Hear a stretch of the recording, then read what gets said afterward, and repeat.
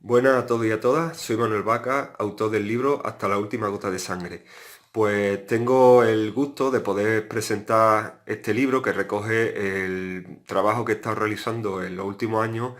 donde me he centrado en la reconstrucción y en el estudio de las líneas del frente en el norte de la provincia de Córdoba, en las comarcas de Los Pedroches y el Guadiato.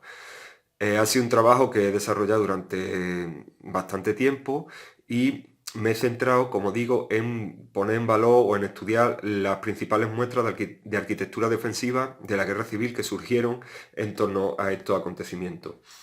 Entonces, ¿cómo lo he hecho? Bueno, lo que me gustaría sobre todo es comentar un poquito el contenido del libro,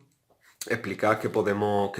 encontrar en él, qué vamos a leer, qué documentación podemos observar para ver si os resulta interesante. Entonces, pues para estudiar la evolución de las líneas del frente, lo que he hecho es dividir en una serie de apartados, porque lo que pretendía sobre todo era mostrar el contexto histórico, es decir, qué acontecimientos se dan en la guerra civil y en los diferentes momentos, y a raíz de esos acontecimientos cómo se va configurando una línea del frente y se va construyendo una arquitectura defensiva característica y adaptada al terreno y a las circunstancias. Entonces, para ello, en primer lugar, pues lo que he hecho una pequeña introducción que permite ver y comprender cómo se va configurando la línea de frente a finales del año 1936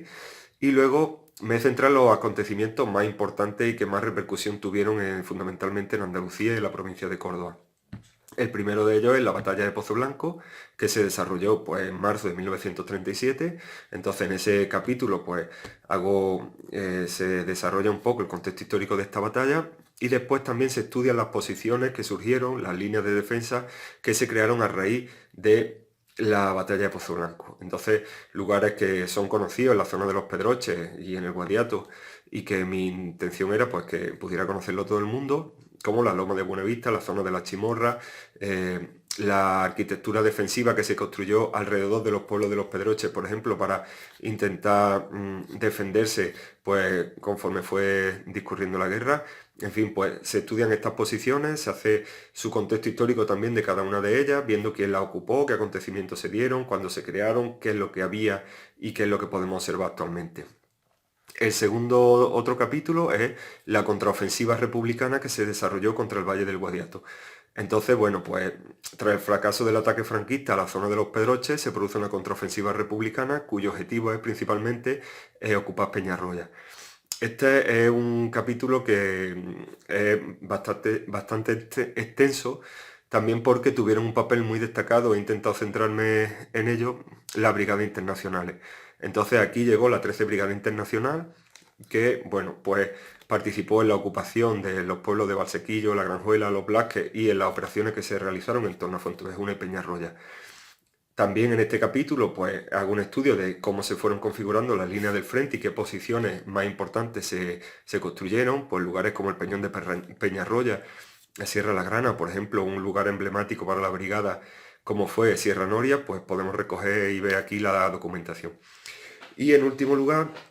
en relación al desarrollo de la guerra, pues las rectificaciones del frente en la zona fundamentalmente de los Pedroches, perdón, del Guadiato, que se dieron en 1938. Entonces, bueno, pues ahí se realizaron unas operaciones puntuales que lo que buscaba era los franquistas ir configurando una línea de frente que les fuera favorable para desarrollar futuras operaciones de mayor envergadura. Entonces aquí, por ejemplo, pues cómo se rectificaron, cómo volvieron a recuperar los franquistas la zona de Valsequillo, Los Velázquez, La Granjuela, y evitando que los republicanos atacaran Peñarroya. Estos son los tres hitos históricos que se recogen en el libro. Evidentemente hay muchos que quedan fuera, pero eso se tratarán en un segundo volumen que aparecerá pues dentro de un tiempo y por ejemplo zonas como el Calatraveño, la última batalla, la batalla de Peñarroya Valsequillo, cosas que evidentemente pues por la extensión etcétera no han podido ser recogidas aquí. Y bueno, y por último, un último capítulo que se incluye que es los sistemas defensivos, es decir, cómo construían los republicanos, cómo construían los franquistas o qué elementos están presentes en los puntos fortificados, trincheras, observatorios, nidos de ametralladoras, casamatas, puestos de mando, etcétera. ¿Qué cosas podemos encontrar o qué cosas se podrían ver en cada una de estas posiciones? En fin, todo esto además pues he incorporado pues como podremos ver aquí, imágenes, fotos de las trincheras. También se incorporan, por ejemplo, mapas para poder seguir las operaciones,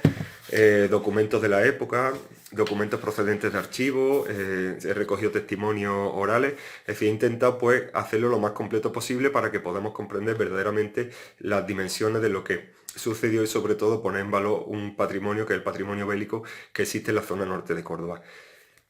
No puedo dejar de agradecer, pues evidentemente, a todas las personas que me han ayudado a realizar este libro y todas las personas que me han echado una mano desinteresadamente, así como a quien ha estado dispuesto pues, a que este libro vea la luz. En fin,